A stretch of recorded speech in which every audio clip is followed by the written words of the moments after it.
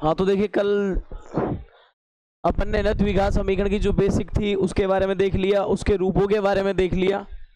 अब हम इस पे करेंगे शब्द समस्याओं को सॉल्व। यानी मैं बता दूं जो अब हम टॉपिक कर रहे हैं इसके अंदर हमको क्या मिलेंगी कि द्विघात समीकरण की शब्द समस्याएं मिलेंगी।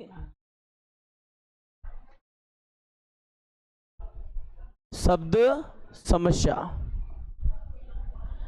अब इस शब्द समस्या का करना क्या है, इसका हमें रूपांतरण करना है गणित में।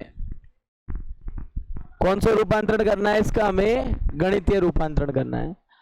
अब देखो जैसा ये बोल रहे हैं वैसा हम बनाएंगे। पहली बात तो दिमाग में ये होनी चाहिए आपके कि जो द्विघात समीकरण आप पढ़ रहे हो इसमें चर कितने चलते हैं, कहां चलते हैं, दो कहां चलते हैं, एक ही चलता है चर। दो या तो एक्स में ही बनेगा सवाल, सारे एक्स में दिखेंगे, ये वाई में हुआ तो वाई में दिखेंगे, मोस्टली किस में दिखेंगे, एक्स में दिखेंगे। हाँ उसकी घात दो होती है। अगर कोई पूछे चर कितने इसमें तो चर तो एक ही होता है दादा। कहां दिख गया आपको उसमें, देखो इसकी मेन समीकरण क्या लिखी थी अपन ने, यही लिखी थी ना, ax square B X plus C बराबर और a नॉट इक्वल 0 के। इसका मतलब ये है कि पढ़ने में ध्यान नहीं है, देखते ही नहीं है ढंग से क्या पूछ रहे हैं क्या नहीं है, चल रहा है बस यूं ही। अब ax square B X plus C ये रूप है तो बताओ चर ये होता है। देखो यहाँ पे x चल रहा है नहीं चल रहा, कोई नहीं दिख रहा है, बाई दिख रहा है इसमें, ये है एक ही चर होता है ना, एक ही चर होता है तो मतलब एक ही चर का हमें क्या निकालना है, उत्तर निकालना है, एक ही चर का आंसर निकालना है। यानी आप ये सोच के देखिए उसका एक ही x का मान निकलेगा, मतलब यू मान लो इसके अंदर। अब एक बात बताओ, तो यहां भी सवाल ऐसे मिल सकते हैं जो आपको लगेगा कि मैं इसको तीसरी प्रश्नावली की तरह कर दूं। तीसरी प्रश्नावली से मतलब है जब अपने एक्स वाई माने थे वहां वैसा। अब वो कंफ्यूज कर सकते हैं क्योंकि सवाल मिलेंगे इनके एक दूसरे के। और देखो ध्यान से सवाल को देखना ये क्या कह रहा है, वैसे वैसे हम इसकी भी कंडीशनें लिखते जाएंगे और सवाल सोल्व करेंगे। देखो इसके सॉल्यूशन में देखो क्या कह रहा है, ये एक आयताकार भूखंड का क्षेत्रफल 528 मीटर स्क्वायर है। तो यहां से एक बात अपने समझ में नहीं आ रही क्या, देखो आयताकार क्या है, भूखंड जिसका क्या बोला है, क्षेत्रफल, और कितना बोला है 528, और साथ में क्या बोला है मीटर स्क्वायर। निम्न स्थितियों को द्विघात समीकरणों के रूप में निरूपित हमें करना है, मात्र द्विघात समीकरण के रूप में, उत्तर नहीं निकालना है, द्विघात समीकरण के रूप में। ये बात ठीक है। अब तुम एक बात बताओ, इसने बोला है आयताकार तो हमें फिर क्या चाहिए, आयत चाहिए कि नहीं चाहिए, तो हम आयत बनाएंगे। देखो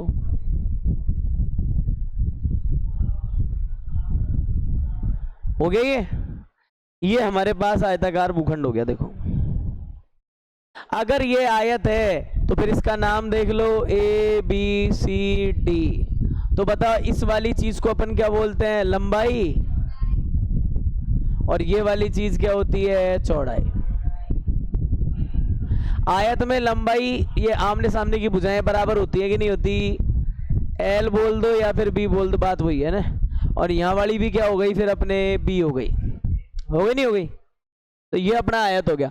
अब देखो इसमें क्या बोला है, क्षेत्र की लंबाई मीटरों में है, चौड़ाई के दुगने से एक अधिक है। अब इस बात को पकड़े, नई बात आई है ना अपने पास, इसको लिखेंगे। देखो अपन क्या बोल रहे हैं कि क्षेत्र की, किसकी, आयताकार क्षेत्र की, क्षेत्र की लंबाई क्या है भाई, चौड़ाई की दो गुनी। इसको मैथ में कैसे लिख दूं भाई, चौड़ाई जैसे बी है तो उसकी क्या कर देना, दो गुनी। ये कौन है, एल, सही है ना। यानी लंबाई किस पे निर्भर कर रही है, इसकी चौड़ाई पे। बात यही समझ में आ रही है अपने। फिर क्या बोला है, भूखंड की लंबाई और चौड़ाई हमें ज्ञात। अब हमारी ये प्रश्नावली है द्विघात समीकरण, हमें ये पता है, तो इसमें मैं एक्स वाई नहीं मान रहा, लंबाई और चौड़ाई ज्ञात करने के लिए मैं क्या मानूंगा, इसके अंदर मात्र ओनली एक्स मानूंगा। ये देखो कौन किस पे निर्भर है, लंबाई जब निकलेगी, अरे एल जब स्कूल जाएगा जब बी आएगा, लंबाई जब निकलेगी जब चौड़ाई होगी, उसका दुगुना करूंगा तब जाके मेरे पास लंबाई आएगी। मतलब मानो कौन सी चीज को, फिर टेंशन कौन दे रहा है, ये दे रहा है ना, इसी को मानेंगे हम। लिख दूं, बोलो इसमें, माना आयताकार क्षेत्र की, क्या मान लूं, चौड़ाई यानी b क्या है, x। अगर चौड़ाई b x मीटर है तो दादा यहां दिमाग लगाओ, लंबाई कितनी हो जाएगी फिर, b है ना, वो x हो गई, और 2 से गुणा है तो क्या हो गई, 2x हो गई, नहीं हो गई। यहां पे हमने क्या निकाल ली कि भाई इसकी लंबाई क्या हो जाएगी, 2x। अब आयताकार का क्षेत्रफल इसने दे रखा है, तो आप एक बात बताओ, 2 सूत्र आपको याद रहेंगे नहीं रहेंगे दिमाग में, कि अपन जानते हैं आयत का क्षेत्रफल क्या होता है, लंबाई गुणा, होता है नहीं होता, ये लो, बस अपना काम बन जाएगा। देखो आयत का क्षेत्रफल मतलब क्या लिखूंगा, लंबाई गुणा, और कितना दे रखा है भाई, ये दे रखा है 528, लिख देता हूं, गणित, मीटर स्क्वायर नहीं लिख रहा, गणित लिख रहा हूं। देखो लंबाई कितना है, अभी अभी निकाला है, कितना है, 2x, यहां से रख दिया लंबाई मैंने निकाल के, देखो। और बताओ चौड़ाई कितना है, x, लंबाई की जगह क्या है, 2x, क्या बोल रहा है, और देख लो, दुगने से 1 अधिक है, गड़बड़ हो रही है भाई, इसको और समझो, सेंटेंस तो देखा ही नहीं पूरा। ये कह रहा है क्या कि भाई पहले करना दुगना और उससे क्या करना, 1 अधिक। भाई ये लाइन तो, ये भी तो पढ़ना जरूरी है। अब इसमें 1 अधिक करेंगे तो इसका मतलब 2x प्लस क्या हो गया, 1। अब इसको सही कर लो थोड़ा सा एक बार, अभी तो हो जाता सारा। ये देखो इसकी जगह क्या लिखेंगे, लंबाई की जगह अपन लिख देंगे क्या, 2x प्लस 1, और चौड़ाई की जगह क्या लिखेंगे, x, और ये कितना है, 5 2 8। बताओ ये क्या बन जाएगा, 2x स्क्वायर प्लस का x बराबर 5 2 8, बनेगा नहीं बनेगा। अब इसको थोड़ा सही करके लिख लेते हैं अपन, देखो कैसे, इसको ऐसे लिख देंगे, 2x स्क्वायर प्लस का x माइनस के 5 2 8, होगा नहीं होगा। अब देखो ये मैंने सेंटेंसों के हिसाब से कही थी, इनको अपन ने सेंटेंसों के हिसाब से अपन ने इनको लिखा है। अब इसको देखो एक बार अरेंज कर देता हूं, आप कैसे उतारोगे इसको,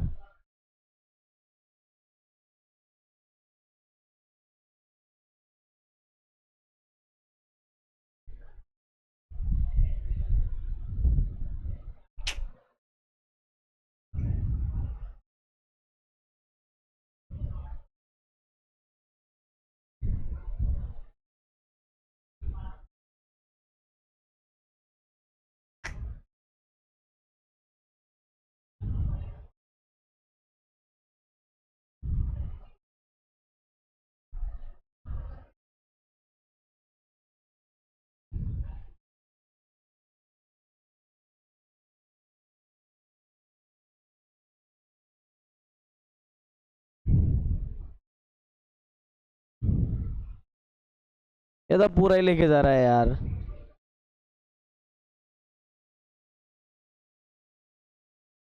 मैं बताऊँ क्या लेके, मैं ये तो लाइन ही उड़ गई पूरी इसकी।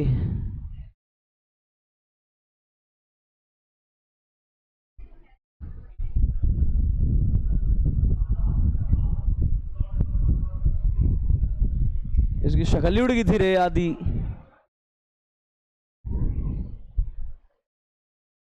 दो मिनट तो रुक यार ना, अरे 2 मिनट तो रुक जाए यार, छोटा करने से क्या,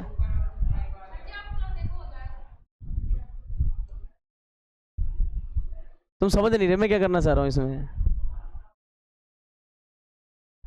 अब ये बीच में आ रही है, ज्यादा कंजेस्टेड हो गए।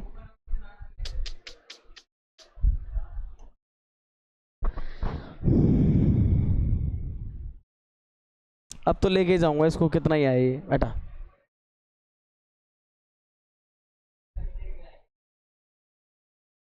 ये लाइन पहले लिखने थे तो लंबाई हो जाती है अपने पास। अब ये कहां से आया +1, 2 गुनी प्लस 1 है ना, इसको डिलीट ही कर देते हैं। अरे ये लो हटाओ।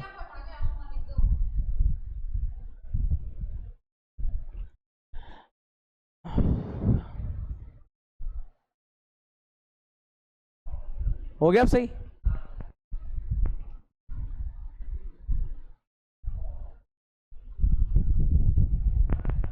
ये गुस्सा था यार, इसको यहाँ लाना था इसको।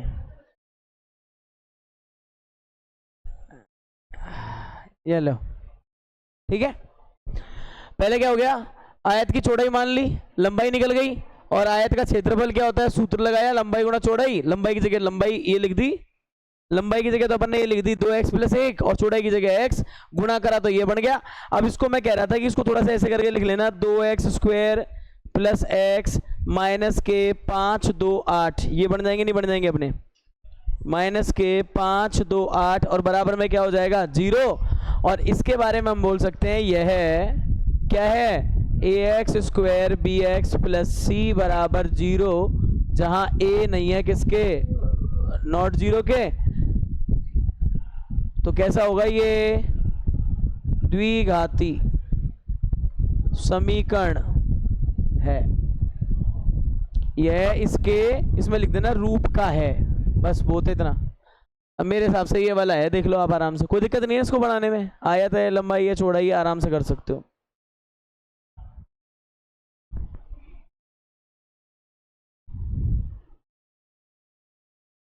अरे वाह, हटे ही नहीं।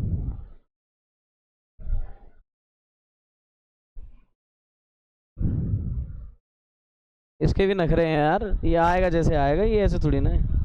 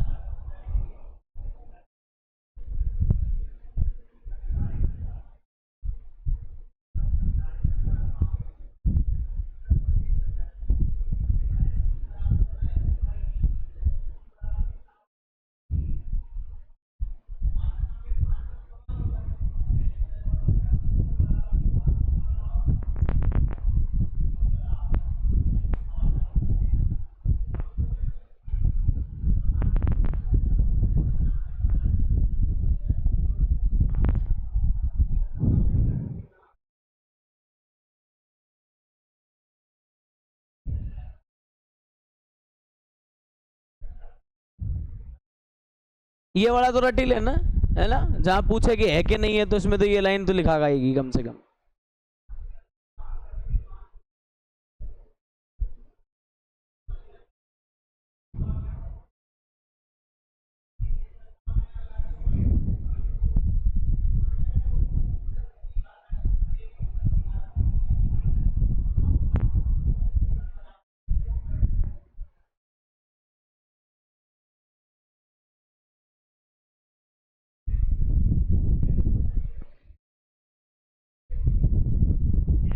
चले,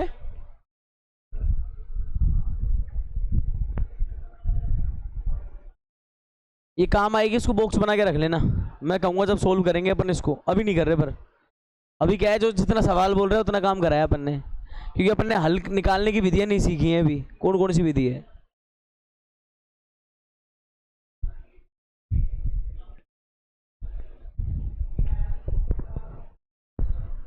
चले।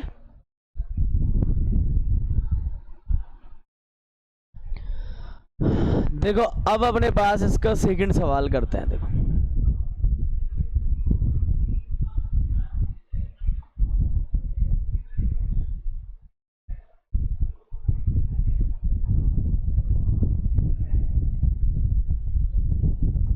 देखो क्या बोल रहे हैं, दो क्रमागत धनात्मक पूर्णांकों का गुणनफल 306 है, तो हमें पूर्णांकों को ज्ञात करना है। कमाल की बात देखो, दो क्रमागत धनात्मक पूर्णांक। पहले तो अपन देखो साइड में इसमें थोड़ा सा काम कर लेते हैं, इसका मतलब समझना। तुम क्या बोल रहे हैं, ये दो, और फिर भी क्या है ये क्रमागत, और देखो यहाँ पे धनात्मक, और वो भी क्या है पूर्णांक। इसका देखो अपनी मतलब समझना, अगर पहला पूर्णांक 1 है धनात्मक, तो दूसरा क्या है, उससे अगला 2, 2 से अगला 3, अगर 2 है तो 2 से अगला 3। मतलब क्या हो रहा है, 3 कैसे आ रहा है, 2 में 1 जोड़ने से। तो हमने भी क्या माना, अपन इसको जो करेंगे इसमें मान लेंगे, माना फर्स्ट धनात्मक पूर्णांक कौन है, x, और सेकंड धनात्मक पूर्णांक कौन हो जाएगा, देखो एक ज्यादा कर दो, x + 1। अब आप देख लो, अगर x को आपने 1 माना तो बोलो अगला क्या हो जाएगा, ऑटोमेटिक 1 + 1 कितना हो जाएगा, 2, होगा नहीं होगा। तो हम इसलिए कह रहे हैं कि हम उस चीज को याद रखेंगे। अब हम यहाँ पे यही बोलेंगे जैसे ये कह रहा है वैसा कर देते हैं। देखो क्या बोल रहा है, माना पहला धनात्मक पूर्णांक क्या है भाई, x, तो दूसरा क्या हो जाएगा, इस हिसाब से x में 1 बढ़ा दो। फिर क्या निकालेंगे हम, प्रश्नानुसार। क्या कह रहा है भाई कि दोनों धनात्मक, दो, अब एक काम और कर लो यार, इधर एक चीज और लिखेंगे अपन तो,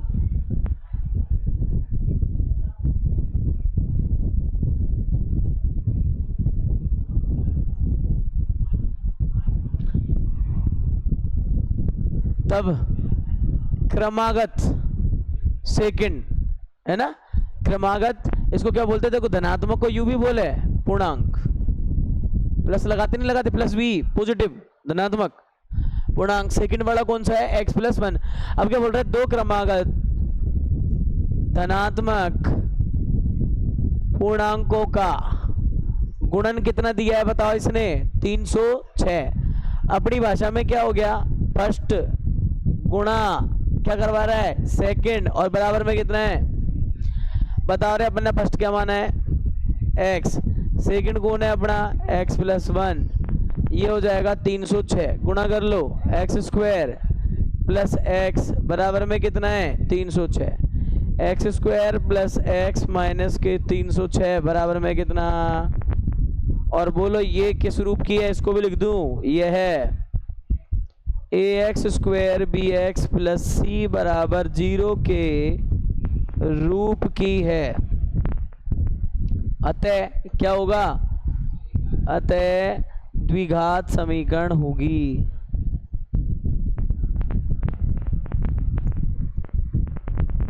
अतः द्विघात समीकरण है।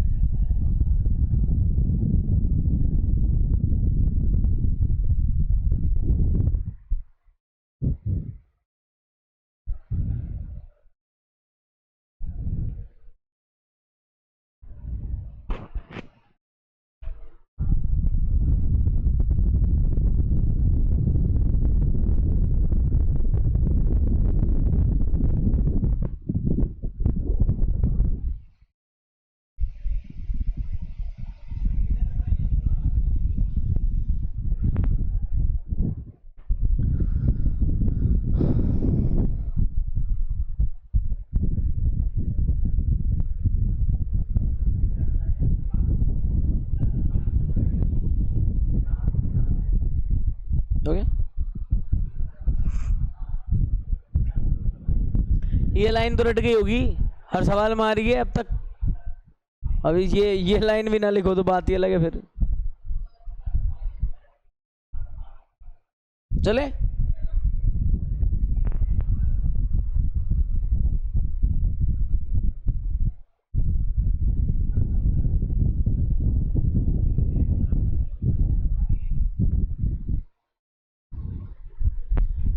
देखो रे, ये नंबर 3,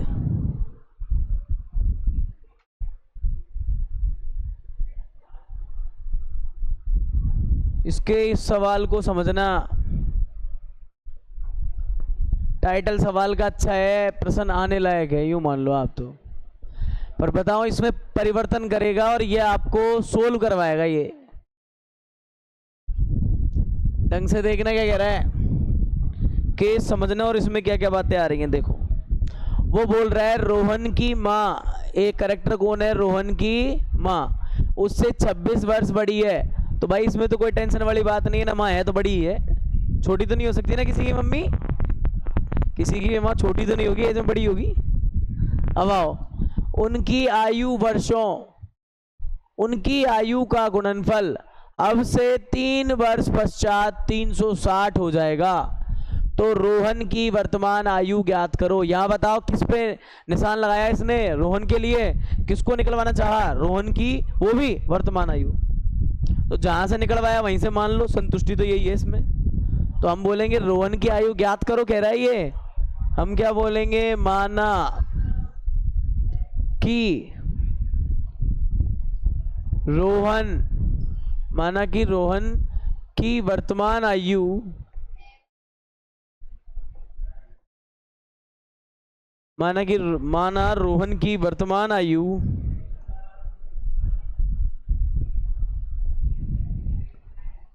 x और यहां क्या लगा दूं, वर्ष। अब रोहन की मां उससे कितनी बड़ी है, 26 वर्ष। तो यहां पे लिख दूं मैं रोहन की मां की जो आयु हो गई वर्तमान, ये भी वर्तमान ही है ना, ये भी कैसी है, वर्तमान ही है, ठीक है ना, वर्तमान आयु। ये भी कितनी हो गई, वाई मान के करने में ज्यादा क्रिटिकल रहेगा, जो बोल रहा है वो देखो कितनी बड़ी है, 26, किससे, रोहन से।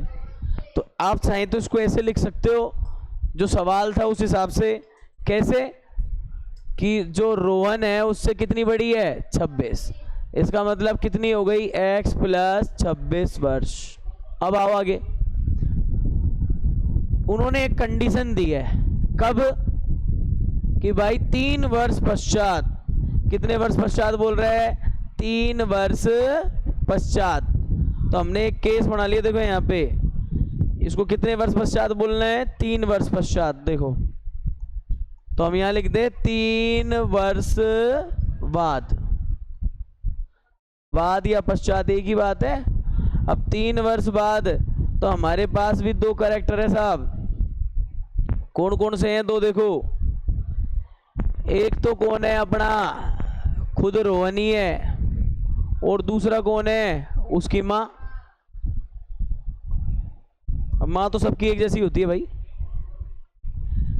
3 वर्ष पश्चात इनकी आयु निकाल लेते हैं। रोहन पहले था, रोहन वर्तमान में है 1 साल का, और 3 वर्ष बाद क्या हो जाएगा, तो यहां लिखेंगे हम रोहन की आयु कितनी हो जाएगी बताओ, x प्लस कर दूं क्या 3, और अगर इसकी मां की देखी जाए तो रोहन की मां की आयु कितनी होगी, बताओ कितनी हो जाएगी, है x + 26 तो पहले से ही है, 3 और बढ़ा दो, तो हमारे पास कितना आ गया, x + 26 में 3 जोड़ दिया, 29 हो गए। अब आप इस बात को समझोगे यहाँ पे क्या क्या सीन चल रहा है। और देखो ये है कि भाई इसने बोला है कि 3 वर्ष बाद आपको एक केस दिया गया है, और वो केस क्या है, देखो कि दोनों की आयु का गुणन, यही है ना,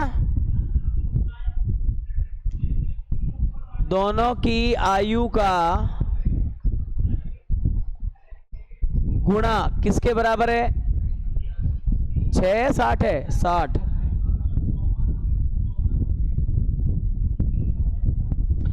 दोनों की जो आयु है उसका गुणन बता रखा है इन्होंने, कितना, 360। बताओ क्या क्या आ जाएगा इसके अंदर। अब एक तो आ गया आपका रोहन, और रोहन की जो भी आयु है वो गुणा किससे, रोहन की जो माताजी है उसकी आयु,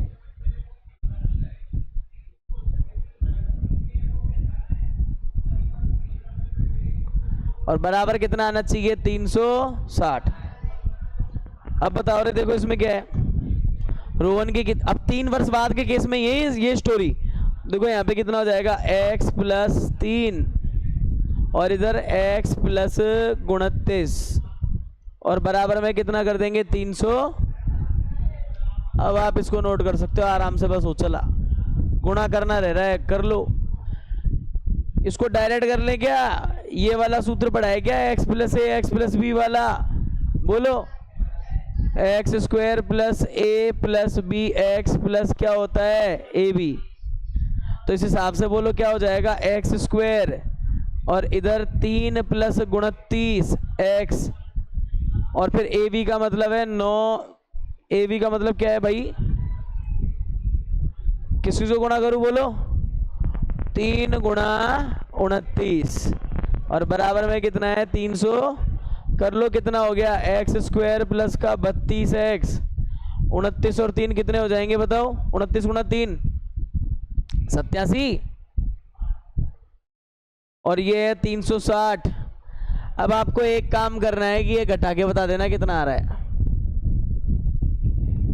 इसमें से घटा के बता दो कितना बच रहा है। एक्स स्क्वायर 32 एक्स, ये 87 माइनस कर दो 360 बराबर 0, क्या बच जाएगा, वही अपनी समीकरण होगी। देखो एक्स स्क्वायर फिर कितना है 32 एक्स, देखो 360 में से 80 कम करो पहले, तो कितने आएंगे 280, फिर 7 कम कर दो कितने बचेंगे 273, तो 273 चेक कर लेना रे इसको एक बार। और यह किस रूप की है, यह A X square B X plus C बराबर 0 के रूप की है, के रूप की है, अतः क्या होगी, द्विघात समीकरण है। हो गई बात खत्म। हमें क्या करना है, आज जो काम है मेनली कि द्विघात समीकरण है कि नहीं है, या कैसे बन रही है, इस पॉइंट 1 का तो यही काम है।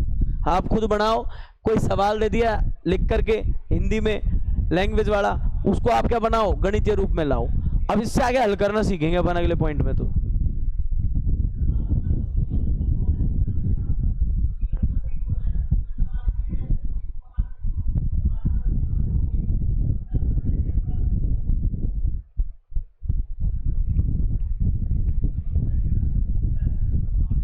देखो अब इतनी देर बाद एक दिखी है मुझे, ये इतनी देर से एक भी नहीं थी।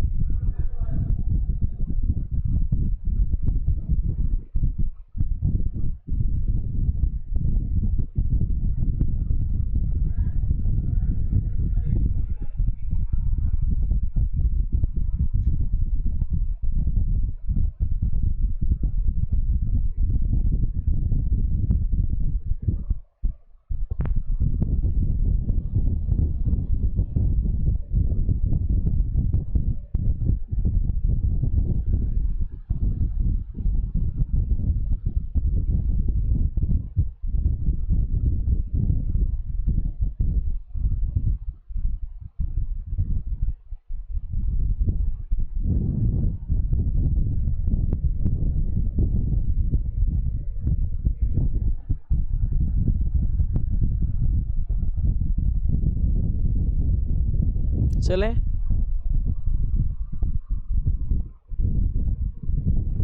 ये चला के लिखा है, इसको ये बड़ा कर दिया, किसी को डायरेक्ट गुणा आता है खूब करो, यहाँ से आगे आप स्वतंत्र हो। ये केस तक लाने की तो 10th क्लास की जिम्मेदारी है। इससे आगे ये गुणनखंड बन रहा है, उसको सोल्व करना है, तो आप ये पहले ही सीख चुके हो लगभग, इसमें कोई अलग नहीं है।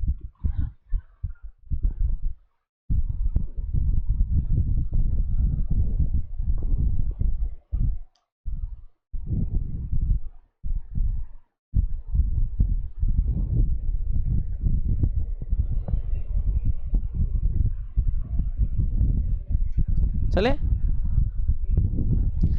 अब अपने देखो इसी में ना एक और रह रहा है ये, और इस सवाल को बड़े ध्यान से समझना, ये सवाल अपने लिए अच्छा रहेगा।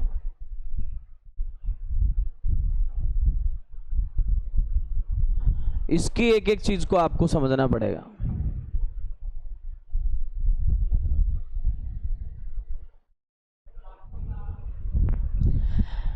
क्या बोल रहे हैं ये देखो जरा, एक रेलगाड़ी 480 किलोमीटर की दूरी समान चाल से तय करती है। कौन कर रही है? समझो इसको, कौन है भाई? ये रेलगाड़ी है। कितने किलोमीटर जा रही है? 480 किलोमीटर। और समान चाल, मतलब समान चाल का मतलब समझ रहे हो? अगर उसने स्पीड अपने 80 किलोमीटर की रफ्तार पकड़ रखी है 1 घंटे में, तो 80 रखेगी, वो बिगाड़ती नहीं है, समान चाल रखती है। अब आप आगे इसने क्या बोला है? यदि इसकी चाल में 8 किलोमीटर पर आवर कम कर दें, मतलब मान लो पहले कितने से चल रही? 80 से। अब 8 किलोमीटर पर आवर, 1 घंटा में पहले पहुंचती थी 80, अब मैं कर दूं 8 कम यानी 72। ऐसा समझो आप। तो 40 किलोमीटर की रफ्तार से चल रही थी, 1 घंटे में 40 किलोमीटर पहुंचाती है एक ट्रेन। अब क्या कर दिया साहब? इसकी स्पीड कम करवा दी ड्राइवर से।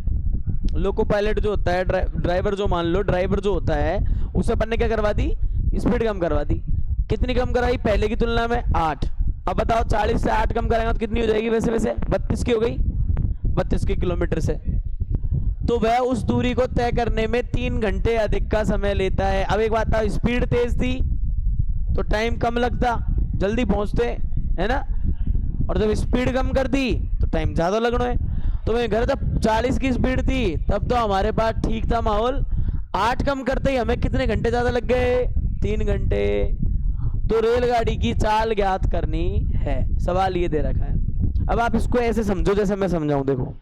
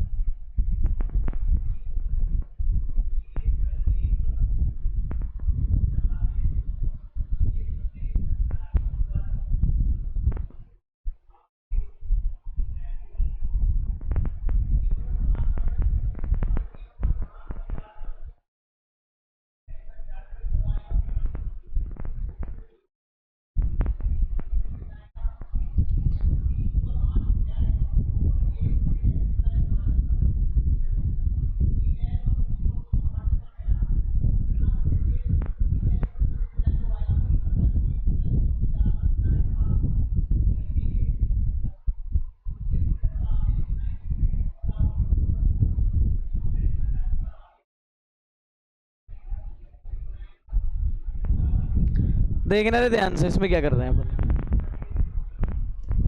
तुम तो एक बात बताओ, कितना किलोमीटर की दूरी तय करनी है अपन को? किलोमीटर लिख दूं या नीचे? ठीक है। और किससे करनी है अपन को? ट्रेन, रेलगाड़ी से। 480 किलोमीटर दूर जाएंगे। अब सुनो, इसकी चाल 8 किलोमीटर घटाने की बोल रहा है, तो पहले तो कुछ रही होगी। तो हम इसमें बोल देते हैं साहब, यहां पे लिख दिया अपन ने, ये टॉपिक बन रहा है अपना चाल का। क्या बोल दिया अपन ने? चाल का। ये काम करो, इसको यहां से हटा रहा हूं, इसको देखना तुम। तो यहां लिख दिया मैंने चाल, कोई दिक्कत है क्या? अरे चाल को अपन स्पीड बोल दें। अब इधर लिख रहा हूं मैंने माना। ये काम करो और ऊपर उठाओ यार इसे, ये दिक्कत ही करेगा यहां भी।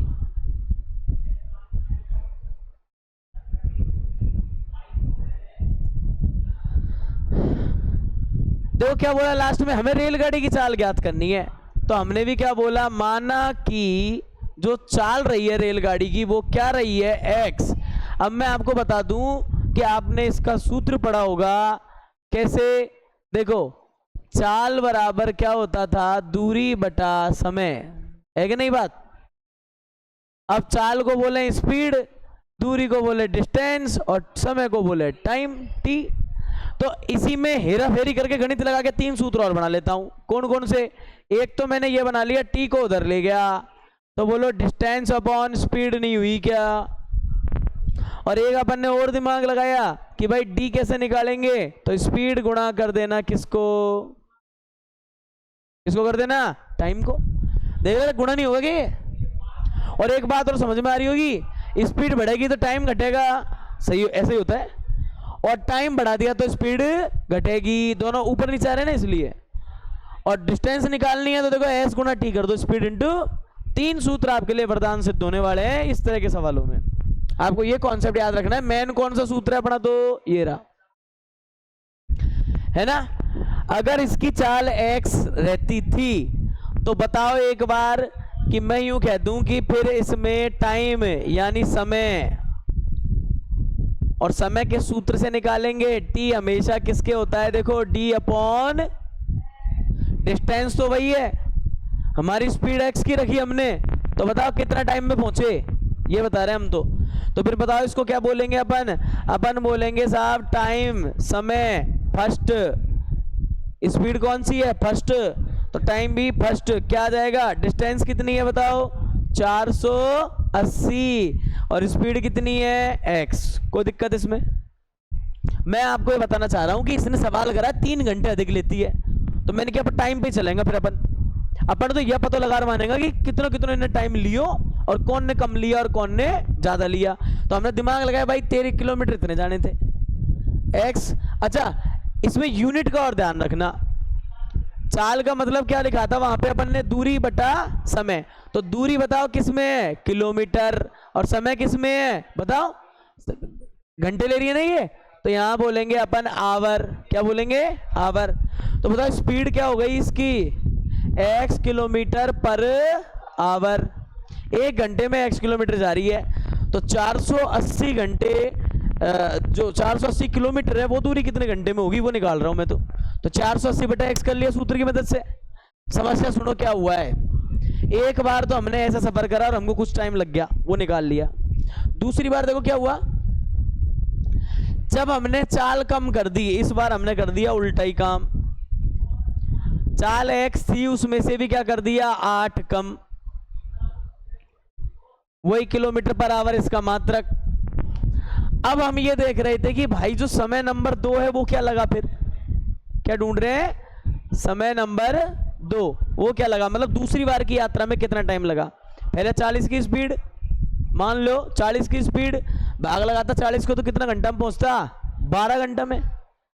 अब मैं यूं कह रहा हूं कि यार मान लो इसने घटवाई है स्पीड, और मैंने इसकी स्पीड घटा के 30 की कर दी 2 मिनट के लिए, मान लो इसने तो 8 ही करवाई है, 40 के अनुसार 32 की स्पीड हो रही है, नहीं हो रही फिर अपनी, है ना। तो फिर जब यार स्पीड कम कर रहा है तो टाइम फिर बढ़ेगा, स्वाभाविक है। इसमें 12 लग रहे थे, इसमें ज्यादा लगेंगे। अब यूं कह रहा है कि भाई इसमें लगे टाइम का अंतर कितना है, 3 घंटे। यही पता लग रही है, पहला गया और अब गया तो कितना घंटा का अंतर पड़े हो, 3 घंटा। ये ज्यादा ले रही है कम ले रही है, ये क्या है, अंतर ही तो है, ज्यादा लिया कम लिया जो भी है, अंतर पढ़ेंगे अपन इसको। तो ये देखो समय 2 क्या निकलेगा इसमें, देखो भाई दूरी तो वही है 480, और स्पीड कितनी है अब की बार, x माइनस 8। इतना टाइम आपको लगेगा, है कि नहीं। अब तुम दिमाग लगाओ, स्पीड कहां ज्यादा है, स्पीड बताओ इसकी ज्यादा है कि उसकी ज्यादा है, ये ज्यादा है ना स्पीड। तो देखो सूत्र यूं कह रहा है कि जब स्पीड ज्यादा है तो फिर टाइम क्या लगेगा, तो बोलो यहां पे लिख दूं कि मैं टाइम कम। अगर तुम इसको समझ पाओ तो यहां लिख दूं कि इन दोनों टाइम में से कम कौन सा टाइम है, तो यहां लिख दूं कि टाइम क्या लगेगा, कम, है ना। और यहां स्पीड क्या है, उसकी तुलना में ये स्पीड क्या है, कम है कि नहीं। तो बताओ यहां टाइम क्या लगेगा, ज्यादा। टाइम कहां ज्यादा लग रहा है, पकड़ लो कैसे बात। अब प्रश्नानुसार जो कहा है वो देख लो। प्रश्नानुसार क्या कह रखा है कि उसी दूरी को तय करने में 3 घंटे अधिक लेती है, मतलब यहां ज्यादा टाइम लग रहे ना। अगर ये 12 घंटा में पहुंचे तो ये 15 में पहुंच रहे, यूं बोल रहा है ये। तो हम ये नहीं, एक सूत्र अगर ये लिख ले तो बोलो कैसा रहेगा, सारे सवालों के हल निकल जाएंगे इसी से। और सूत्र को देखो ऐसा बना लेते हैं, इसको भी छोड़ो, अपना सूत्र को ढंग से बना लेते हैं। देखो ये आपको सारा फायदा मिल जाएगा और आराम से सवाल हुआ करेंगे इसके।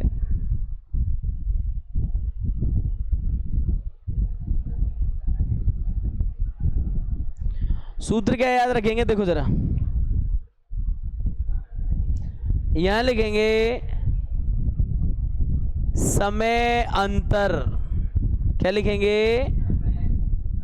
अब बताओ समय अंतर धनात्मक होता है ऋणात्मक? आपने जब भी सुना होगा यूं कहते हैं मैं तेरा 2 घंटे से इंतजार कर रहा हूं, 4 घंटे से इंतजार कर रहा हूं, ऐसे ही बोलते ना। कोई यूं बोले कि मैं तेरा -2 घंटे से इंतजार कर रहा हूं, है ना। आप 2 घंटे पहले आ जाना, आप 2 घंटे बाद में जाना, ऐसा बोलते हैं। कोई यूं बोलते कि +2 आ जाना और -2 घंटे बाद जाना। कोई बोलता? कोई नहीं बोलता ना। समय हमेशा कैसा होता है, ऐसे ऐसे नहीं रहते। तो हम बोलते समय का अंतर। अंतर से मतलब है टाइम ज्यादा लगा, टाइम कम लगा, ऐसा बोलेगा वो, समय का अंतर। और यहां देखो क्या बताओ, अंतर 3 है, धनात्मक है ना ये। तो बोलो धनात्मक कब आएगा? जब ज्यादा टाइम में से कम जाएगा तब धनात्मक आता है, कि कम टाइम में से ज्यादा टाइम जाएगा तब धनात्मक आएगा? बोलो धनात्मक कब आएगा? ज्यादा में से कम जाएगा तब आएगा, कि कम में से ज्यादा जाएगा तब आएगा? जब तो आएगा धनात्मक, अंतर सभी तो सेट आएगा धनात्मक। तो हम यहां पे क्या लिखेंगे? टी ज्यादा, टी मत ज्यादा मतलब टी ज्यादा माइनस क्या कर देंगे? टी कम। अब हमने देख लिया कि स्पीड ज्यादा टाइम कम, और वहां क्या कर देंगे हम? टाइम ज्यादा, वो वाला है, स्पीड कम है तो टाइम ज्यादा। तो ये आपको होश होना चाहिए कि अंतर जब वर्ड बोले तो अपन को कौन सी को पहले लिखना है, कौन सी को। अब आप देखो अगर इसमें से माइनस वाली को इधर ट्रांसफर करोगे ना तो समय का अंतर तो खुद नहीं बोला है सवाल ने। देखो सवाल के अकॉर्डिंग सोचते हैं। अब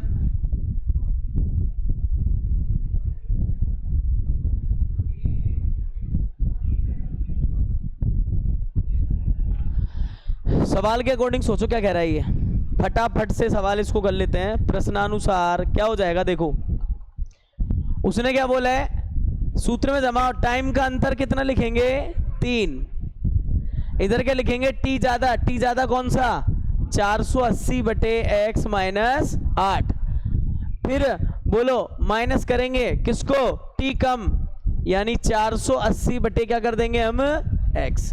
प्रश्नानुसार ये बन रहा है, इसको सीधा कर ले क्या? 480 x माइनस 8 माइनस 480 x नीचे, और इधर क्या आ जाएगा? 3। बोलो ये वाली इसको सोल्व करेंगे और अपन अपनी समीकरण बनाएंगे। और बताओ कैसे बना सकते हैं इसको सोल्व करके अपनी समीकरण को? इसको ले जाता हूं, देखो ऐसे सवाल आते रहे भाई पेपर में ना। तो देखो इसको जब अपन सोल्व करेंगे तो क्या स्थिति अपने पास रहने वाली है। आप एक बात बताओ, ये समीकरण जब अपन सोल्व करेंगे तो ये बनेगी नहीं बनेगी? 480 x माइनस के 8 था, उसमें से घटाना किसको है?